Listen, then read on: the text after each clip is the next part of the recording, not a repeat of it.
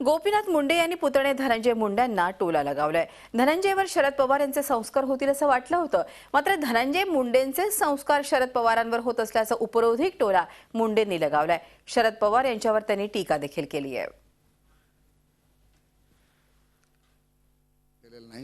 कारण मला माझ्या गेल्या विधानसभा मतदारसंघात फक्त 92,000 मतं आहेत, तर त्यामुळे 1 लाख बोगस कसे झाले? माझं वोटिंगच 92,000 मिळालंय, तर 1 लाख बोगस कसं वोटिंग आहे? पण मला म्हणतात की ढवळ्या शेजारी पोवळ्या बांधला, वाहन नाही पण गुण लागला। कारण हे इथं बोगसचं बोलल्याबरोबर दुसऱ्याच दिवशी सभेत शरद पवार म्हणाले की बोगस करा। मला वाटलं होतं शरद पवारच ह्यांच्यावर संस्कार होतील, पण ह्यांचेच शरद पवार झाले।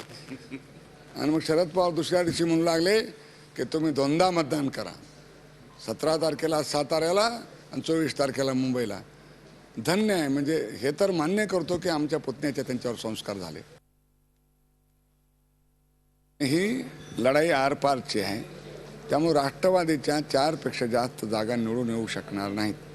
त्यामुळे पायाखालची वार घसरल्यामुळं अजितदादा आणि शरद पवार काही विधानं करतात। आता शरद पवार म्हणाले की नरेंद्र मोदी गुडघ्याला भाशिंग बांधून आहेत, ते तर यावर्षी, पण तुम्ही तर 25 वर्ष गुडघ्याला भाशिंग बांधून उभे आहेत ना, त्याचं काय?